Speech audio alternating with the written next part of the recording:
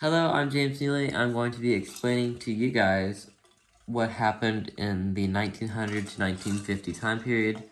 More specifically, what was happening in the U.S., what was happening in South Carolina, and why we would even care. Okay. So in 1900, the deadliest natural disaster in American history hit the island city of Galveston, Texas. 6 to 12,000 people died. According to content.time.com, the storm was stronger than Katrina, estimated at about a Category 4 when it hit Galveston. In 1903, the USA acquires the Panama Canal. Americans knew they needed to acquire the Panama Canal because it would be instrumental in our ability to move ships from the Atlantic to the Pacific quickly. If they did that, they would control power because they would basically control the oceans. We paid for the canal to be built with the hopes of making us the most powerful nation on Earth.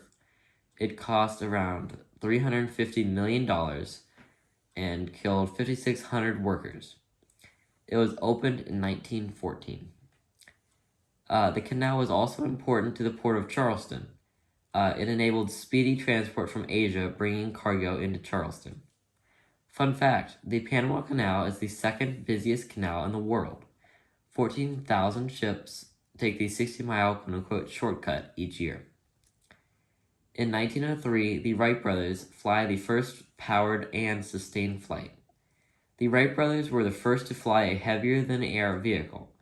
This took place at Kitty Hawk, North Carolina, on December 17, 1903, and lasted 12 seconds, traveling 120 feet. This absolutely impacted South Carolina as much as it did for everyone around the world. There was a new mode of transportation. In 1915, the first transcontinental phone line is demonstrated from San Francisco to New York. Much like the new mode of transportation invented by the Wright brothers, the entire world would benefit from Alexander Graham Bell's marvelous new invention. Fun fact, there are nearly 300 million cell phones being used in the United States. In 1917, the U.S. enters World War I. The United States joins the Allies in World War I. We partnered with Great Britain, France, Russia, Italy, and Japan. As I only have 3 to 5 minutes for this presentation, I will have to keep this at a high level. Basically, the US didn't like their stuff blown up. Germany liked blowing everybody else's stuff up. Obviously, a war with around 120,000 people who died would have a devastating effect on the US. Also, we lent an enormous amount of money to Europe, around $7 billion. And with Europe being pretty much destroyed, we were not going to see that money anytime soon. And there were no goods coming from Europe either. South Carolina was directly impacted by World War I, both positively and negatively.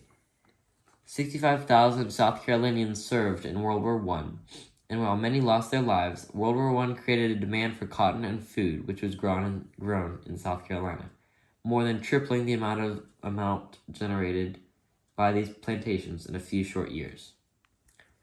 1918 to 1920, 675,000 Americans died of influenza. It is estimated that about 500 million people, or 1/3 of the world's population, became infected with this virus. Sounds familiar to these days. The number of deaths was estimated to be at least 50 million worldwide, with about 675,000 occurring in the U.S. South Carolina itself reported 50,000 cases with 14,000 deaths. 1919, the Suffrage Movement.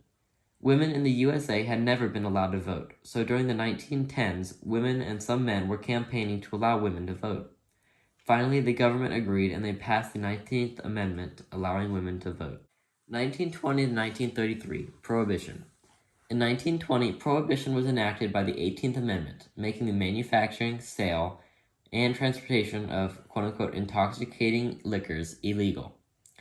South Carolina was a state that had thousands of gallons of alcohol smuggled in through it.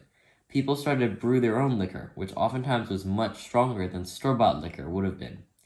Just because it was illegal, most people didn't stop drinking alcohol. It just turned many normal people into criminals when they wanted a casual drink. Drinking alcohol illegally made it even more fun and exciting. Because it was now illegal to sell alcohol, the only way was through illegitimate means, causing organized crime to skyrocket.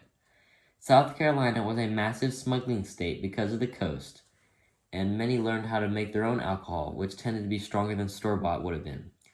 Prohibition would last for 13 years and would finally end with the 21st Amendment. 1920s, aka the Roaring Twenties. People were no longer focused on the hardships of World War I.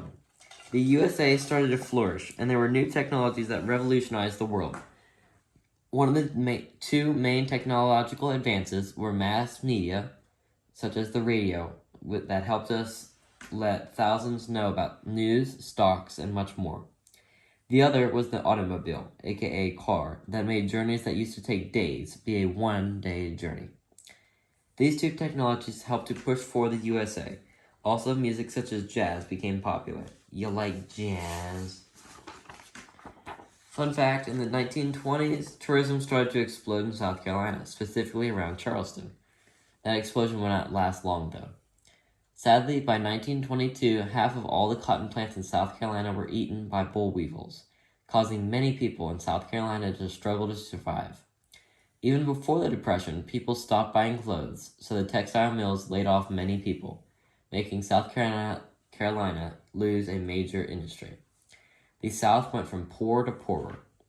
South Carolina was one of the most poverty-stricken states in the whole USA.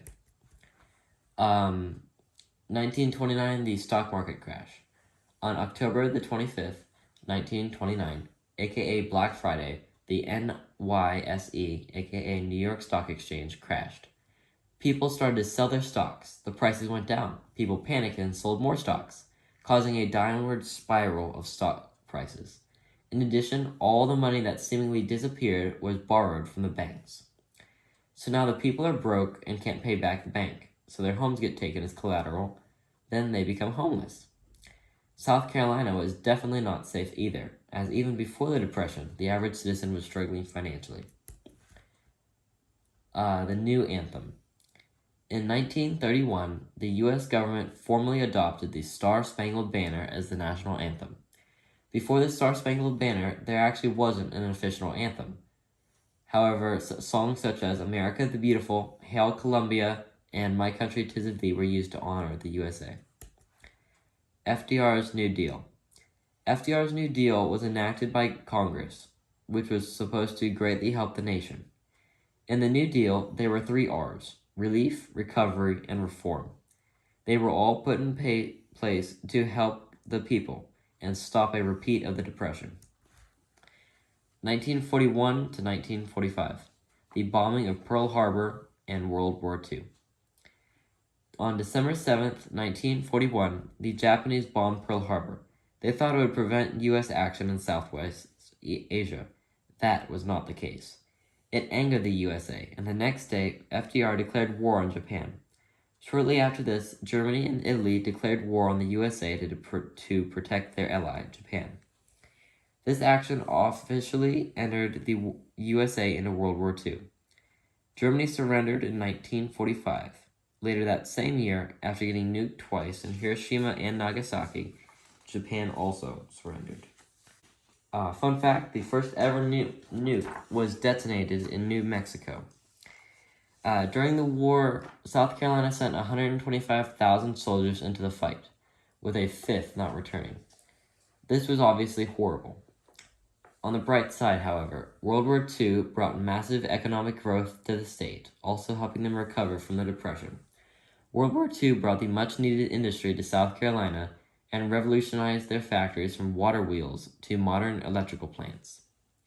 Also, with World War II, soldiers being both black and white, it helped to bring segregation and its horrors into the limelight. 1945 to 1950. After World War II, there were some major changes around the globe that most certainly affected the USA.